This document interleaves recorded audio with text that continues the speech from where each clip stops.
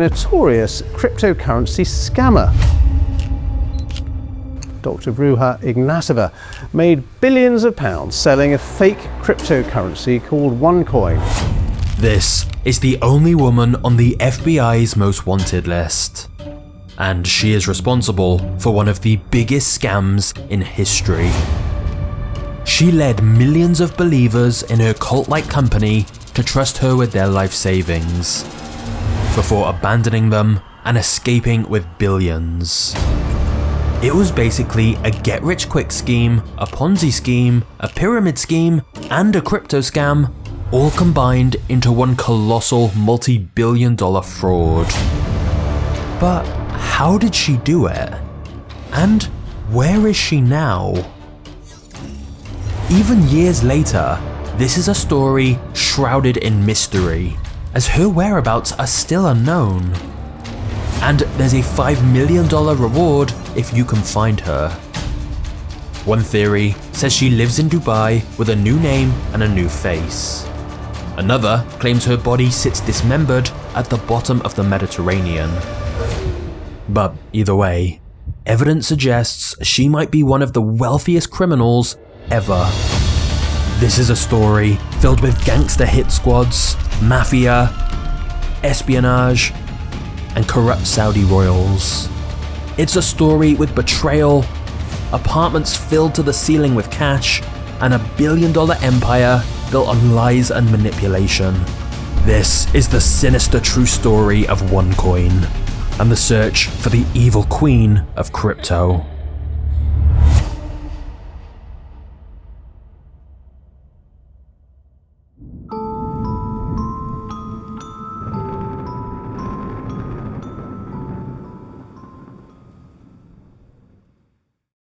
Ruja Ignatova was born in a poor Bulgarian city in 1980. But at the age of 10, her family fled to Germany in the hope of a better life. Growing up, Ruja was very bright, but that led to her feeling like she was better than everyone else around her. She became increasingly obsessed with the idea of getting rich, and vowed to become a millionaire before she was 30. After finishing school, Ruja got a scholarship to a German university, then a PhD in law, followed by a degree from Oxford University. With her impressive qualifications, she landed several prestigious jobs. First at the Bulgarian branch of McKinsey, a top consulting firm, and then at Bulgaria's largest investment company. There, she became extremely well connected, as she networked with important business people, politicians, and celebrities. But it still wasn't enough for her. She was now 31 and still not a millionaire, and dealing with wealthy clients and international banks all day only made her more desperate to build her own fortune. So in 2013, she started to seriously research Bitcoin, a new idea in finance that had started to get people's attention. At the time, Bitcoin was only a few years old, but its price had recently been shooting up.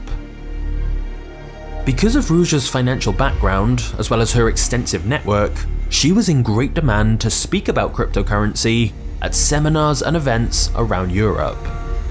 And at one seminar in November of 2013, a man called Sebastian Greenwood watched her speak, and how well she captured the crowd during her crypto talk. After she left the stage, Sebastian pushed his way over to her and asked a question that would change her life forever. Have you ever considered multi-level marketing?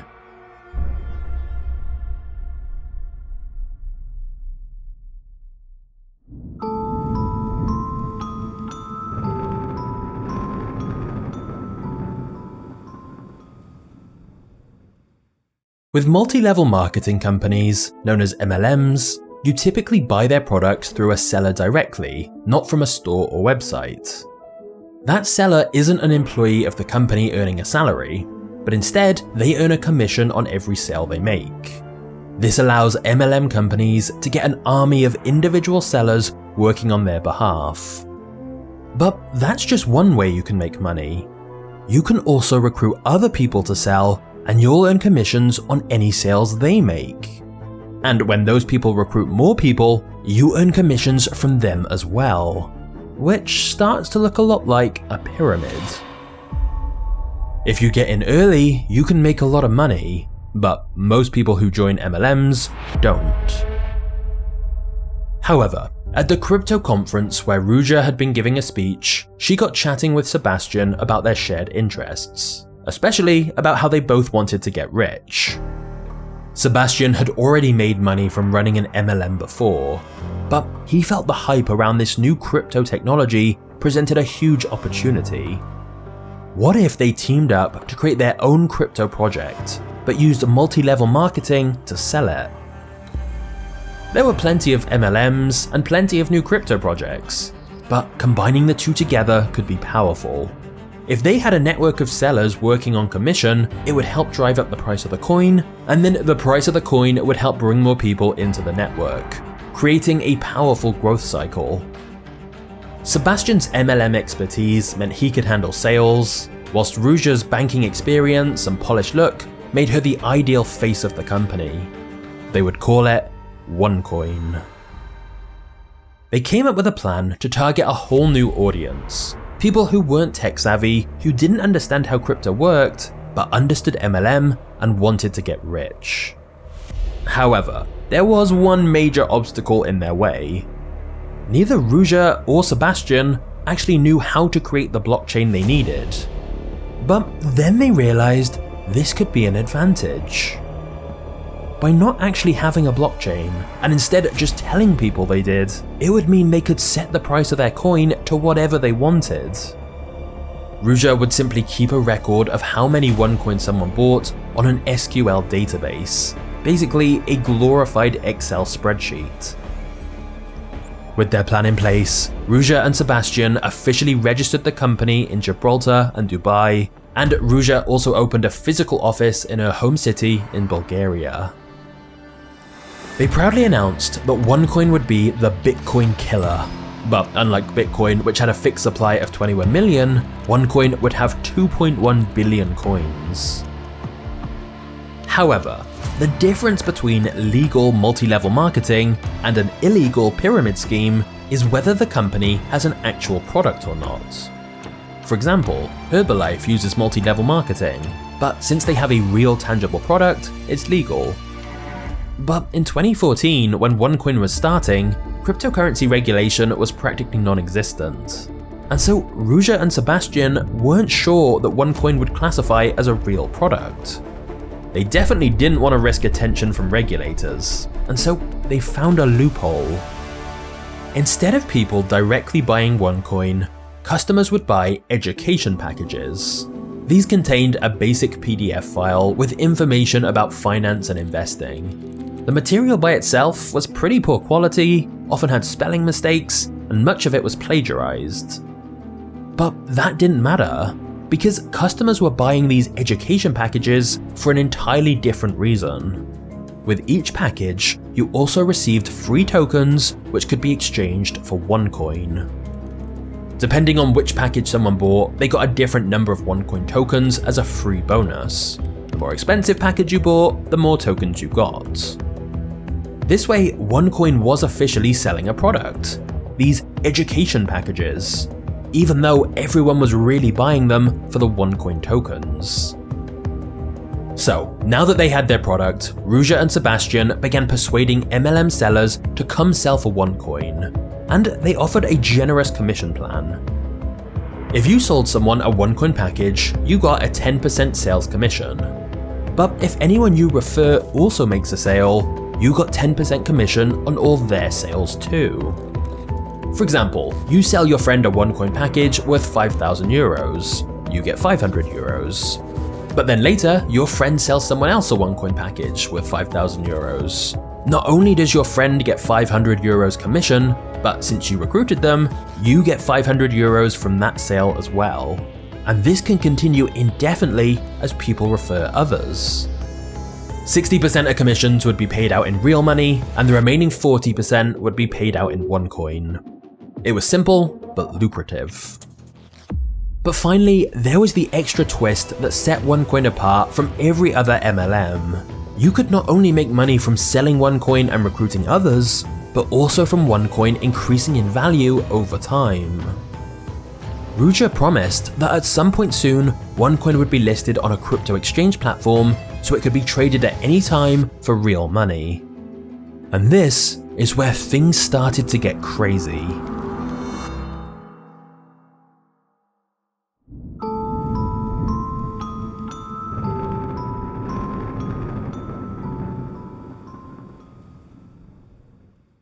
The pitch for buying OneCoin was simple but powerful. Ruja said she had taken all of Bitcoin's problems and fixed them. Ruja said OneCoin was the people's coin. She said Bitcoin was too complicated as people needed their own wallets and private keys, whereas OneCoin was simple as you just signed up to their website. She said Bitcoin was about speculation and it was slow and inefficient as a currency, whereas OneCoin was focused on everyday use. She said Bitcoin was anonymous and used by criminals, whereas OneCoin was centralized and monitored, so it was safe from crime. And finally, Bitcoin's founder was unknown and had disappeared, whereas the founder of OneCoin had a degree from Oxford and was seemingly a very trustworthy and competent businesswoman. Ruja frequently talked about her time working for McKinsey, consulting for Fortune 500 companies, and working with Wall Street banks. So Ruja had everything she needed to make OneCoin seem instantly trustworthy. Ruja then began speaking at live events and hosting webinars. She toured the world doing radio shows, interviews, and anything she could to sell people on how OneCoin would change the world. And she always emphasized her PhD, referring to herself only as Dr. Ruja.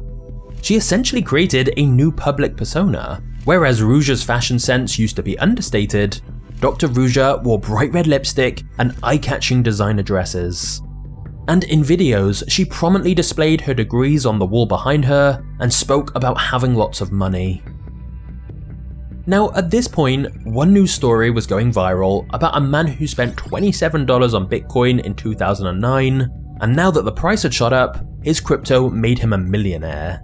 And there were countless more stories of ordinary people getting in early on Bitcoin and making life-changing money. So, Ruja exploited this fear of missing out, as nobody wanted to miss out on the next big crypto.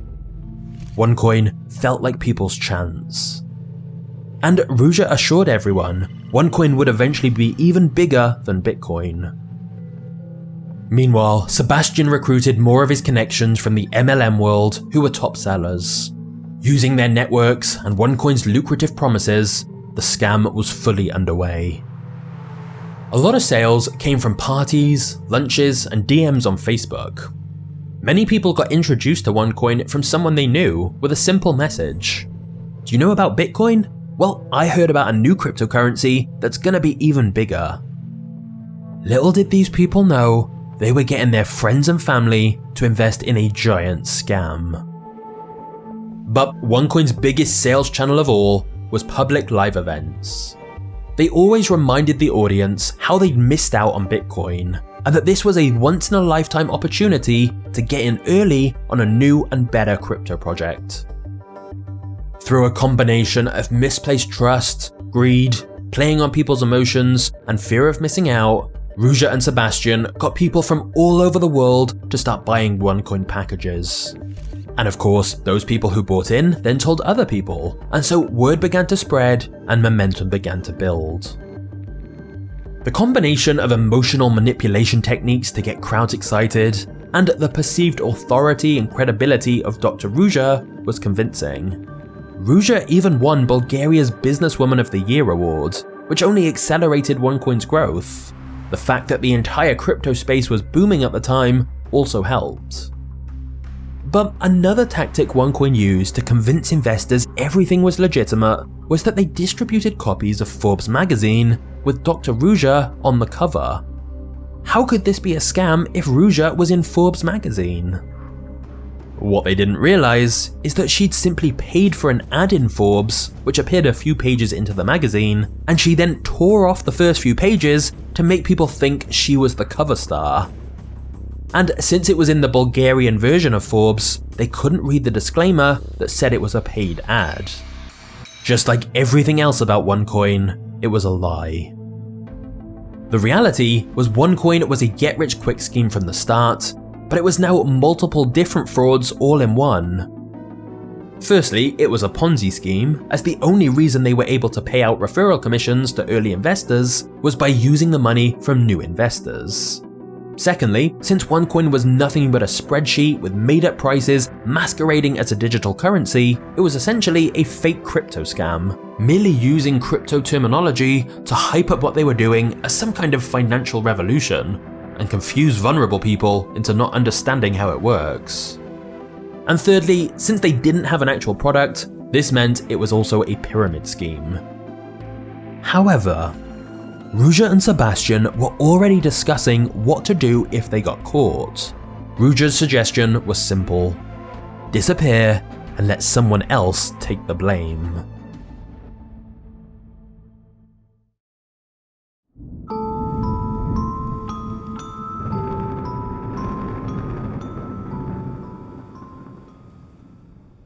In November of 2014, investors packed into a small conference room at a hotel to hear Ruja talk about her vision for OneCoin. And there, she made two big announcements. Firstly, starting in 2 months, OneCoin would sell for actual money on their internal exchange site called XCoinX. And secondly, OneCoin's price was set at 54 cents. A buzz went through the crowd. They did the maths and realized that a $5,000 education package with 48,000 coins would immediately be worth $26,000.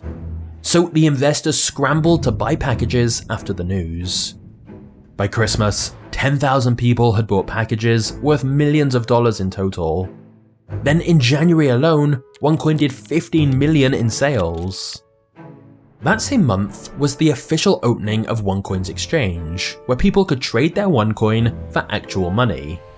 But there was a catch. People were only allowed to withdraw a maximum of 1.5% of their OneCoin into real money each day, and there was an upper withdrawal limit. Ruja claimed it was just temporary because she feared a bank run and wanted to protect people's investments. But of course, the truth was far more sinister.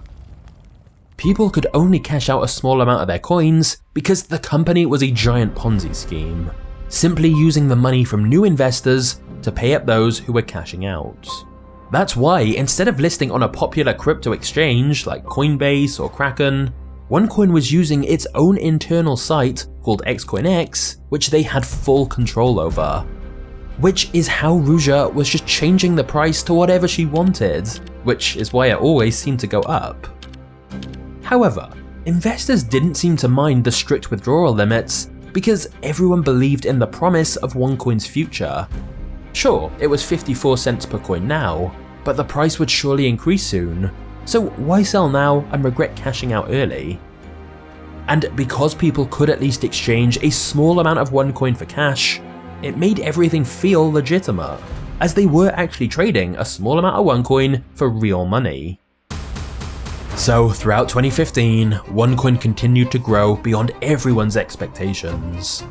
60 million in sales in March, 85 million in April, and then the rate grew even faster in May when Ruja announced OneCoin's price had doubled, now $1.08 per coin. Investors were delighted to see their balance on the OneCoin website jump up so fast. Little did they know, OneCoin's value was just Ruja plucking a random number out of thin air. But these regular price increases would be used by Ruja to ensure investors didn't want to withdraw their money. The fear of missing out was very real, and it was Ruja's #1 tool to keep people hooked on OneCoin.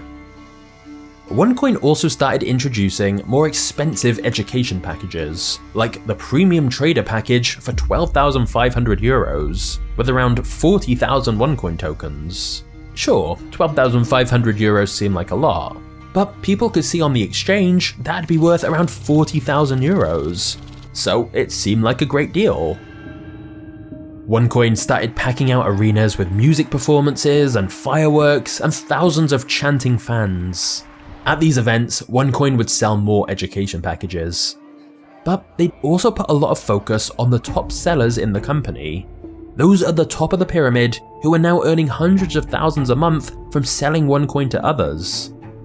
These top sellers were publicly gifted Rolex watches, partly to thank them, but mostly to inspire the lesser sellers to up their game next month and sell more. To many, OneCoin became a family. At events, investors discussed how they'd spend their newfound riches when OneCoin went public on one of the main crypto exchanges like Coinbase, as at that point they could trade all of their OneCoin for cash. Ruja kept promising they'd be going public very soon, so investors all excitedly shared their dream homes and vacations they were planning to buy. They even created a sign, your finger and thumb in the shape of an O, to show you were part of the OneCoin family. By October, OneCoin's price had risen again, this time to around $2.50 per coin. And by November 2015, 1 year after OneCoin's exchange opened, it hit $1 billion in sales. Money was coming in faster than they could handle it. Ruja bought a luxury apartment in Hong Kong simply to store the money, stacked floor to ceiling with cash from investors. Thanks to their network of thousands of sellers all recruiting more sellers, OneCoin just kept growing rapidly. And to help increase the pressure to buy more, OneCoin would frequently have one-time special offers on their education packages. Investors didn't question the huge rise in OneCoin's supposed value because it made sense to them. The hype around OneCoin was what was bumping up the price, and then the higher prices increased the hype further. Plus, people desperately wanted to believe. For hundreds of thousands of regular people all across the world, OneCoin was a beacon of hope. For some, it represented the opportunity to escape a dangerous country, send their children to college, or finally stop being so worried about money. A family from a council estate in London invested $20,000, a single mother in Tennessee invested $100,000, and more than 50,000 Ugandans had joined the pyramid, some of them selling their homes, their land, and even their animals to get in. But OneCoin was growing far faster than Ruja had ever imagined, and this was about to bring some major problems.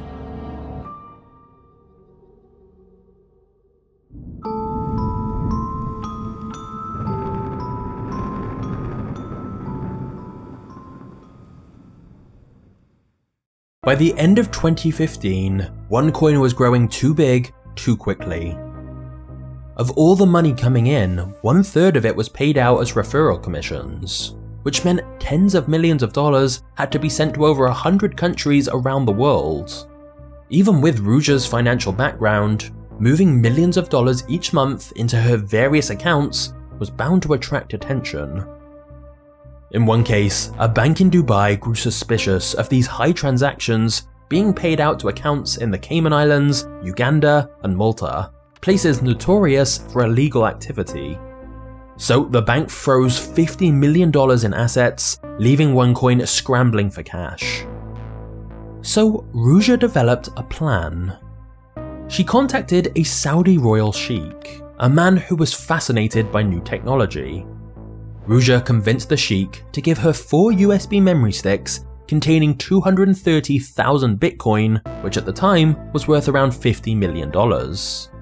In exchange, she gave the sheikh a large amount of OneCoin and ownership of her Dubai company. As using his influence, he'd be able to contact the bank and get it unfrozen. But still, Ruja needed to find a more permanent answer to these banking problems. And so that's when she reached out to a financier she knew from her earlier days in banking, Gilbert, our mentor. Gilbert was an international financial expert with experience operating the books for less than legal companies, and so he became OneCoin's private banker. And he was very aware exactly what Ruja was asking him to do. In his calendar, Gilbert wrote his first call was to discuss money transfer and laundering issues. As they worked together, Ruja and Gilbert grew close. Very close. Ruja started cheating on her husband with Gilbert. By the end of 2015, Ruja and Gilbert set up what became known as the Finero Funds, 4 separate accounts, each with over 100 million. These accounts in the British Virgin Islands and the Caymans helped Ruja move money around the world easier, without worrying about banks freezing their accounts or asking too many questions. It was essentially a 9-figure money laundering operation. Now, Ruja and the ONECOIN team were free to spend all the money they were making. Ruja wore necklaces worth hundreds of thousands of dollars. She commissioned a $7.5 million yacht for private parties. She bought a luxury flat in London and a penthouse in Dubai. But even though Ruja had solved her money problems, by the end of 2015, she had an even bigger problem. They were running out of ONECOIN to sell.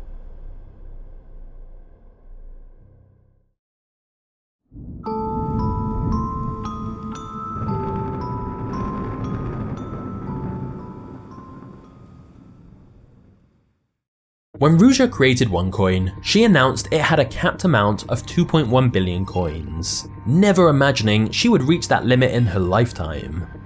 But growth had been so much faster than she ever imagined, and by mid-2016, she had already sold more than 2.1 billion. Now of course, investors believed that ONECOIN had its own private blockchain, so it would be impossible to sell more than what was programmed at the start. But in reality, ONECOIN didn't have a blockchain, which meant Ruja could sell an infinite amount. The problem was, she'd repeated so many times about the hard limit of 2.1 billion, and if anyone ever worked out they'd sold more than this, ONECOIN's perceived credibility would be instantly destroyed. On the flip side, if she stopped selling coins, she wouldn't have any new money coming in, so she wouldn't be able to afford the tens of millions of payouts she was making every week in referral commissions.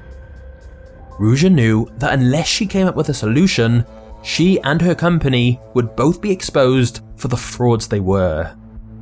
So, Ruja came up with an audacious idea. She would announce a new blockchain. This one with 120 billion coins. Changing blockchains completely contradicted everything Ruja had been saying for years about having a fixed supply that could never be altered. She had literally told people at events, "I cannot print more." But in June 2016, ONECOIN hired out Wembley Stadium for a packed crowd of thousands to make a few historic announcements. As with all ONECOIN events, there were motivational speeches and hype men shouting about how everyone was getting rich. And when Dr. Ruja came out on stage to Alicia Keys's "This Girl Is on Fire" and pyrotechnic displays, the crowd erupted in massive cheers. In her speech, she projected the vision of ONECOIN, that it would soon be bigger than any cryptocurrency. She said that within 2 years, no one would even talk about Bitcoin anymore, and this was when she dropped her big news. Ruja said if ONECOIN wanted to be the world's #1 cryptocurrency, they had to improve their technology and make room for more investors. That's why in a few months' time, ONECOIN was launching a new blockchain. She said it was more powerful, safer, and instead of 2.1 billion coins, it would have 120 billion ONECOINs up for grabs. We will retire the old blockchain and switch on the new one. But Ruja promised in October, when the new blockchain came out, the price per coin would stay the same. And as a thank you to their loyal supporters for getting in early, investors would have their ONECOINs doubled. What we will do as a company, we will double the coins on your accounts. People wept, they cheered, they posted on social media about becoming rich. Investors were so excited by this news that they didn't stop to consider the truth. That Ruja had just violated every financial, investing, and crypto rule there was. If you significantly increase the supply of coins, the value of each coin should fall drastically. And yet, Ruja was somehow saying the price was staying the same. It didn't make any economic sense, but the announcement about their coins being doubled worked as a perfect distraction. But wait, there's more.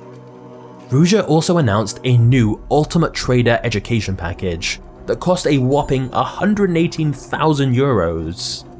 But because Ruja made a point to say that people's coins were only ever going to be doubled once, people rushed to buy this useless new education package so they could get double coins.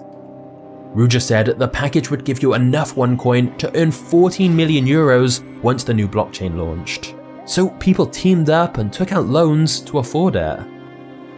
And sure enough, in October 2016, OneCoin users logged into their accounts and, as promised, their coins appeared to have doubled. Better yet, OneCoin's price had increased again. It seemed like everything was going perfectly.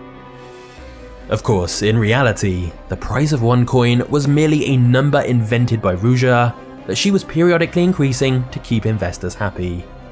And they could still only sell a tiny fraction of their OneCoin for actual money. But most of OneCoin's non-technical investors were too indoctrinated to question anything. And they didn't want to, because when OneCoin finally went public, they'd be set for life. However, outside of OneCoin, this latest stunt from Ruja was starting to attract some serious attention.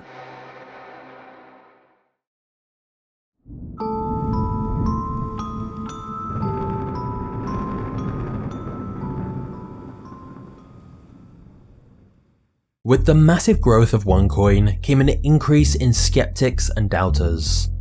People started commenting online that OneCoin's price always seemed to go up, unlike a normal coin which would fluctuate. And commenters pointed out that expecting 300% returns within months was ridiculous. One website called BehindMLM.com worked hard to expose OneCoin and accused it of being a gigantic Ponzi scheme. However, even though there were clearly a lot of red flags, many found it hard to believe a billion-dollar cryptocurrency didn't have a blockchain. Besides, Ruja had such great credentials and hundreds of thousands of people had invested. So, OneCoin leaders called anyone who questioned their project a hater. Any negative media was dismissed as rumors spread by jealous and uninformed haters trying to destroy OneCoin. Unfortunately, OneCoin's cult-like following of investors trusted Ruja blindly. They had been indoctrinated not to trust outsiders. But as more critics began to grow online, Ruja found out she was pregnant, and she started thinking about her endgame. By this point in 2016, she was running out of people she could trust, so she fired her PA and hired her brother, Konstantin, as her new personal assistant. Ruja's brother was a forklift operator and a bodybuilder, and until now, he'd been uninvolved and uninterested in OneCoin. But he couldn't help but notice how much money Ruja was throwing around. So he quit his forklift job and naively accepted a position at OneCoin. This was not because his sister wanted to help him. The dark truth was that Ruja viewed him as a solution to her problems if everything went wrong. As long as she kept her brother close enough, she could eventually pin everything on him.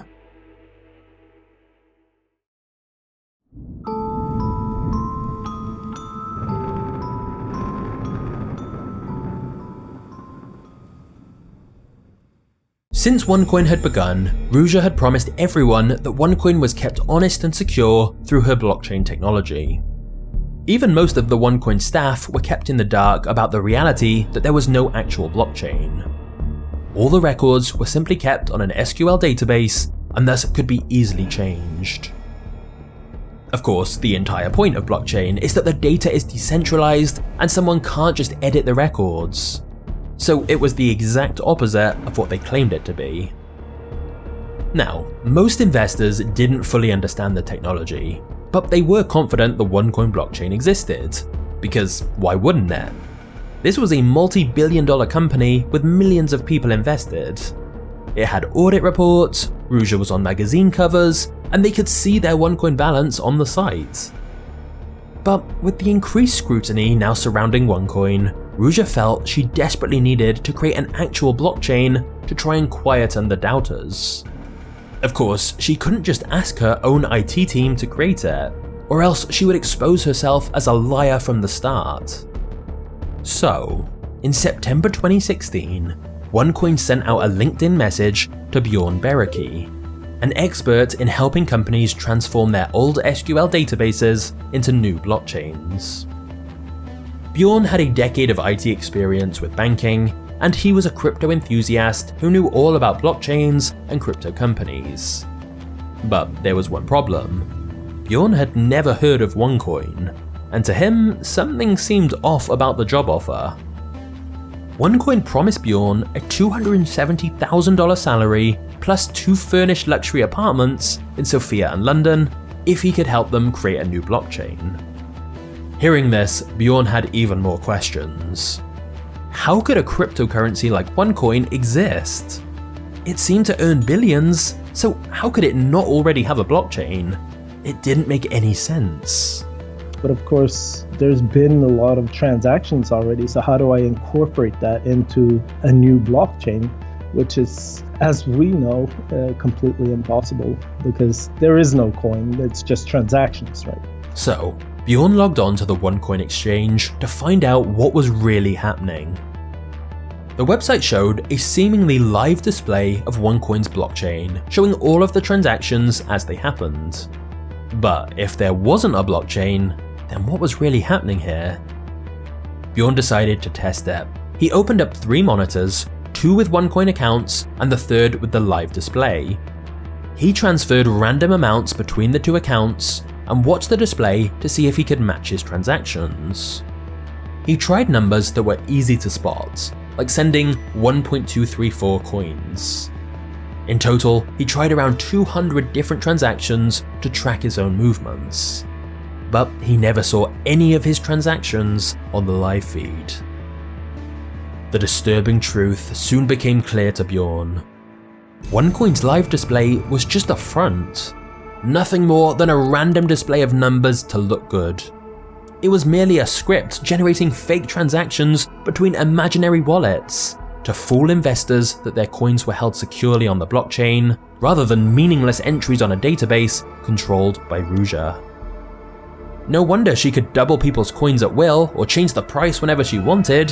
It was just a basic database, not driven by supply and demand like an actual cryptocurrency. This scared Bjorn, because that meant millions of people owned billions of fake coins.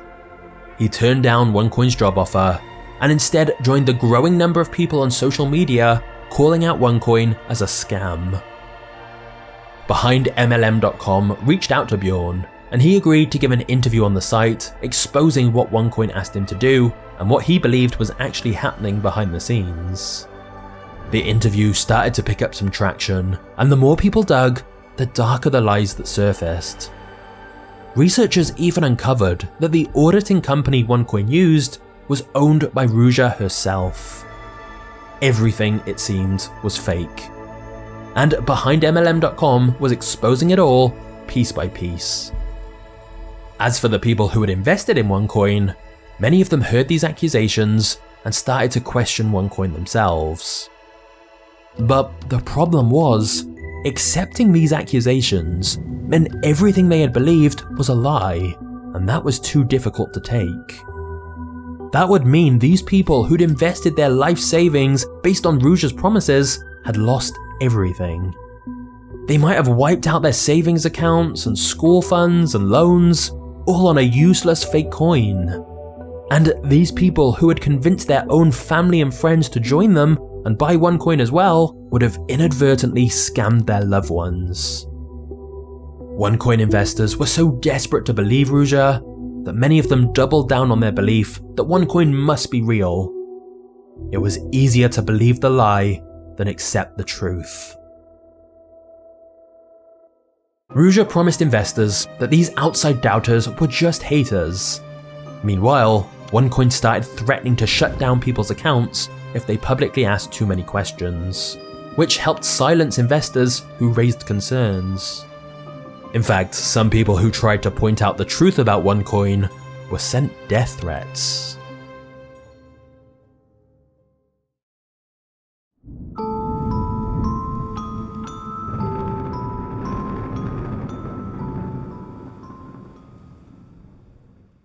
In January 2017, people logged on to ONECOIN's exchange site and saw an ominous message. This site is under maintenance. At first, people just assumed it was an annoying technical problem that would soon be fixed. But time went on, the exchange stayed down, and investors grew increasingly worried.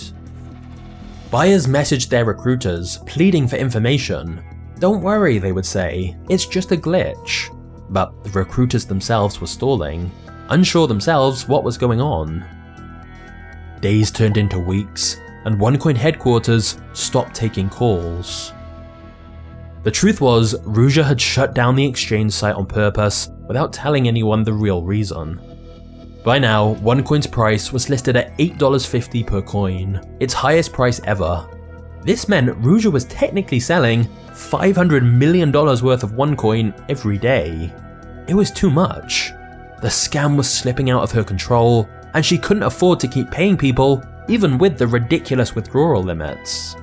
So she had to stop people from cashing out their ONECOIN completely. The fact people had always been able to withdraw a small amount of their ONECOIN into real money is what gave people confidence it must be real, and their confidence is what helped refer more victims. But now they couldn't withdraw anything as the site was constantly under maintenance, and so the panic started to creep in. People who'd sold land, cars, and borrowed money from family to pay for it now had no way to get any ONECOIN out. And this should have been the moment that ONECOIN collapsed. But Bitcoin then started making a massive run, going from $1,000 to $5,000 in months. People grew greedy again, afraid that if they demanded their money, they'd miss out on a similar growth when ONECOIN finally broke through. Plus, when Ruja finally broke her silence about the exchange being down, she tried to wave away all concerns by offering some good news. Ruja claimed that the exchange was simply shut because they were finally having an initial coin offering, launching ONECOIN on a public exchange site. Her followers had been waiting for this for years, as it would allow many of them to cash out fully and become incredibly wealthy. The only catch was that she said people had to wait a little while longer for the paperwork to go through, but she urged them to be patient. In reality, Ruja was stalling, and had secretly been planning something very different. She knew that ONECOIN was in serious trouble. With all the negativity online and allegations of being a scam, fewer people were buying ONECOIN, leaving her with less money to pay out those commissions and cash outs. Just like any Ponzi scheme, it only works until people stop getting paid. And Ruja knew the end was near. Ruja had never planned for ONECOIN to get this big, but now it was too big to disappear under the radar, as ONECOIN's all-time revenue had recently surpassed 3 billion euros. So she grew increasingly stressed and announced to her team she was stepping back temporarily, using the excuse of extended maternity leave after having her baby. Her brother Konstantin took over in the meantime. Meanwhile, Ruja started looking for a way out of the Finero funds, where she kept $400 million. She used some of her shady connections, including Bulgaria's most prolific drug trafficker of all time, to help move money without alerting anyone. Within a few months, Ruja had turned her $400 million into assets she could liquidate easily or use if she wanted. Things like investments in Bulgarian tobacco companies, horse racing circuits in Dubai, and a $7 million super yacht. By the spring of 2017, she had emptied the ONECOIN accounts into private funds that no one could access but her. Interestingly though, it wasn't the money laundering or the pyramid scheme that would finally topple her empire. It was Ruja's affair with ONECOIN's banker.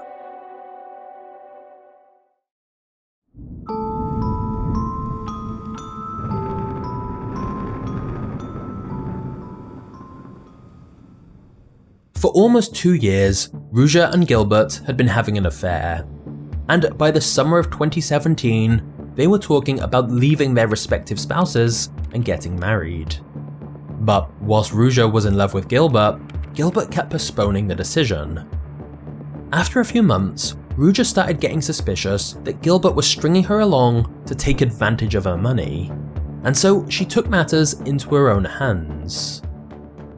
Ruja told her lawyer, who used to be a spy at an intelligence agency in Luxembourg, to use some of his old tricks and see if he could find a way to listen in on Gilbert's conversations with his wife. So Ruja's lawyer/spy rented the apartment below where Gilbert lived and installed a listening device below his bedroom.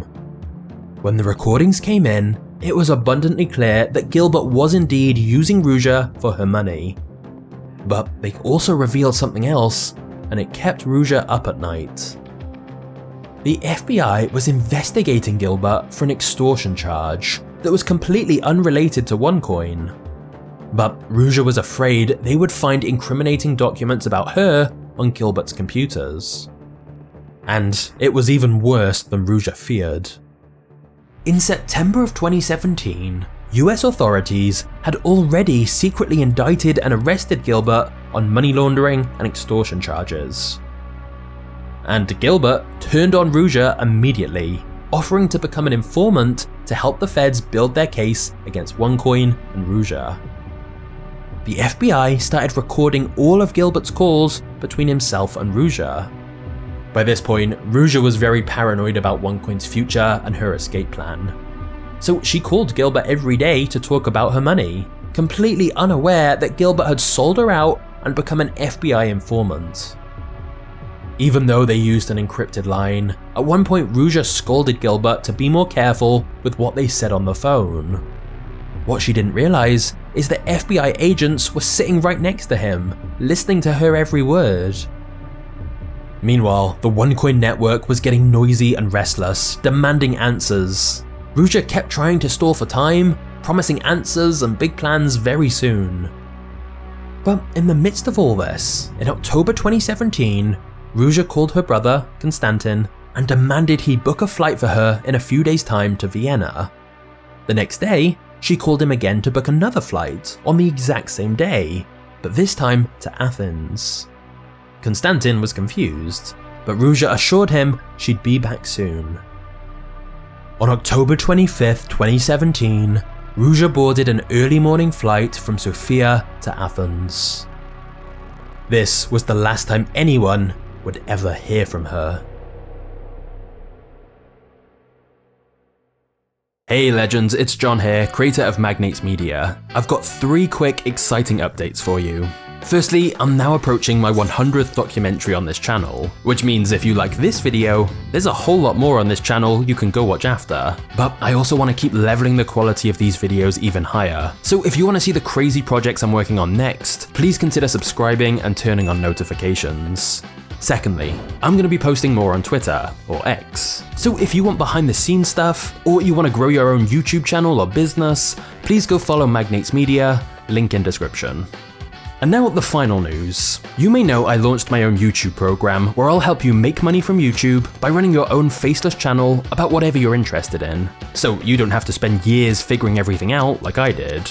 But I know some of you don't need my full YouTube system. You just want to learn video editing, so you can now get the video editing course by itself for a lower price. You'll learn from start to finish how these videos are made and how you can create viral videos step by step. Click the link in the description now to get your space, and I'll see you there.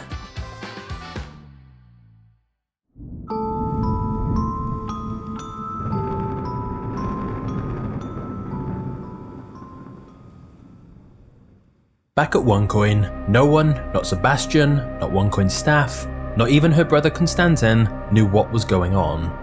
No one could reach Ruja. She was scheduled to speak at a conference in Lisbon, but she never showed up. News of her disappearance spread throughout the ONECOIN community. Although top sellers and staff tried to quiet the panic, nobody had any real answers to give.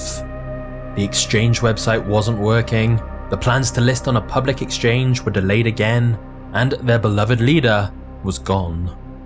Finally, in January 2018, Bulgarian police conducted a raid at ONECOIN's head office. With warrant in hand, they burst in and took servers, laptops, files, and anything else they could find. authorities were able to prove that there was no blockchain, no Cryptoqueen, and no money left in the ONECOIN accounts. Many of ONECOIN's victims were normal, everyday people. As the realization sunk in that they would never get their money back, they grew increasingly depressed, and some even threatened to end their lives. There are two ways to count up the losses of this scam. The first is how much people actually spent buying ONECOIN, with estimates ranging from 4 billion to 15 billion. The second way is to count up the loss of what people expected they had, which was far higher. For context, with Bernie Madoff's Ponzi scheme, which lasted for decades and had been considered the largest Ponzi scheme ever, people's paper loss was $60 billion. In comparison, those who weren't able to cash out their ONECOIN were owed over 100 billion. Around 3.5 million people are believed to have bought into ONECOIN. Of those, only 50,000 are believed to have made any money. Within that group, just 5% took almost all of it, and none of them were regular investors. So there were a tiny fraction of people at the top of the pyramid who got in early and made money just from referring others, but the vast majority of people involved lost everything, and many now faced financial ruin. ONECOIN was constantly bombarded with demands for refunds they could never give because the billions were gone. Over the next few months, financial analysts working with the international police found that Ruja had used just about every trick in the book to conceal the money she was collecting from people. Shell corporations owned other shell corporations, all registered in various countries, in the names of unsuspecting people she had paid to sign the papers. As for Konstantin, in Ruja's absence, he had become the face of ONECOIN. Unfortunately for him, he learned too late that his sister had been planning to put him in this position all along. Back in 2014, before ONECOIN had made a single sale, Ruja already knew her exit strategy.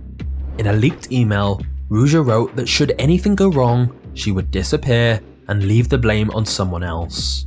And that person turned out to be her own brother. Even though Konstantin valued loyalty to family above all else, he found out his own sister had betrayed him, using him from day one so she could be free with her billions. However, Konstantin was definitely not innocent himself. Maybe when he first came into the company he was.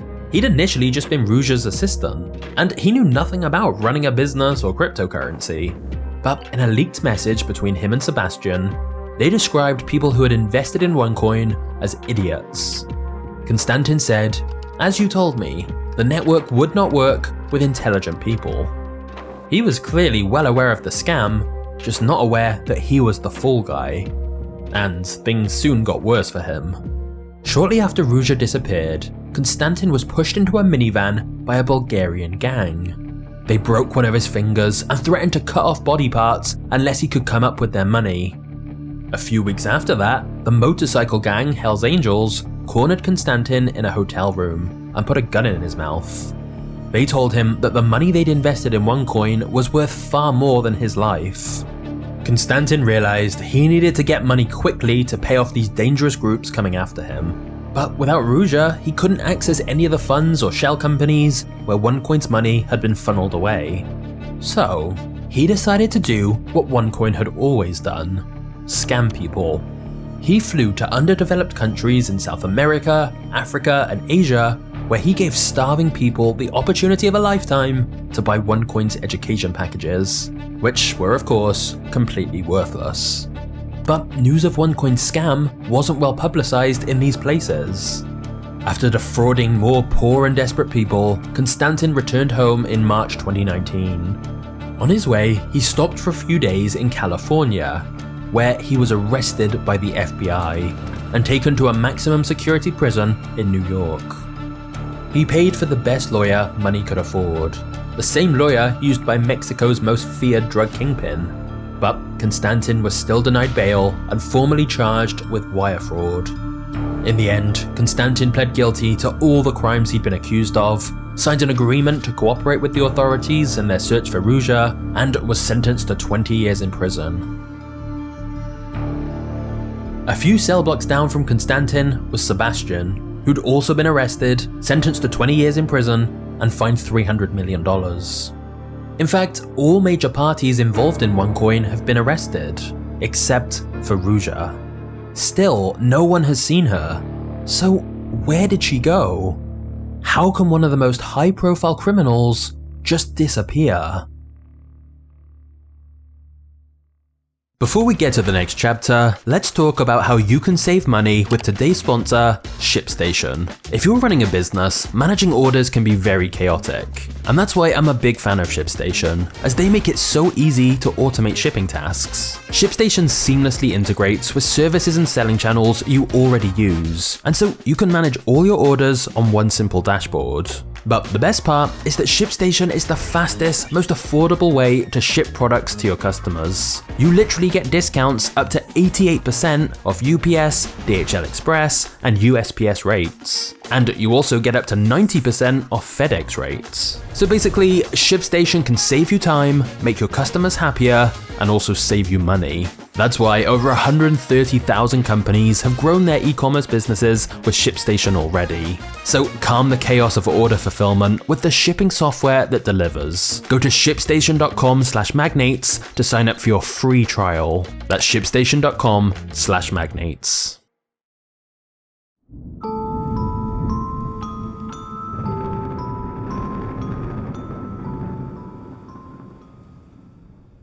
On October 25th, 2017, Ruja took a flight from Sofia in Bulgaria to Athens in Greece, and then she got in a car with some Russian-speaking men. That is all we know for certain. However, around the world, police were trying to find Ruja, and investors and journalists have had plenty of theories on where she is. Firstly, Ruja surely changed her appearance soon after disappearing. One source claimed she had dyed her hair blonde, and possibly had plastic surgery to alter her face.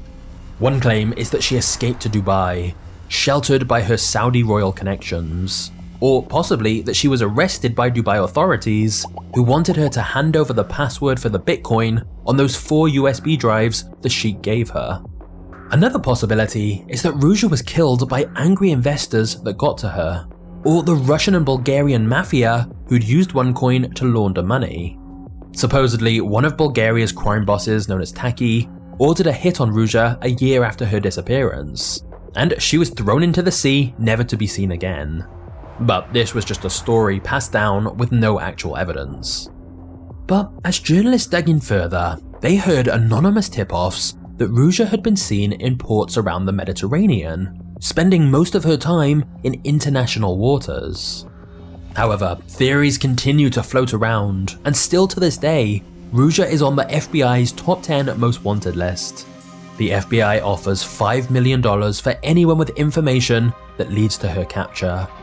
Perhaps the most insane part of this story is that if Ruja is still alive somewhere, she could still have those 4 USB drives with 230,000 Bitcoin. When she got them in 2015, they were worth around 50 million, but as of today, they're worth around 20 billion. So ironically, despite advertising herself as the Bitcoin killer, she could be one of the largest Bitcoin holders in the world, and also one of the wealthiest criminals in history. We hear of crypto scams a lot these days, but none of this size. And to make this much money and not even have a real blockchain is what makes this so unique and crazy. But if you thought Ruja's fake crypto scam was wild, you have to check out the story of the man who sold the Eiffel Tower twice. Just click the thumbnail on screen right now, and I'll see you there in a second. Cheers.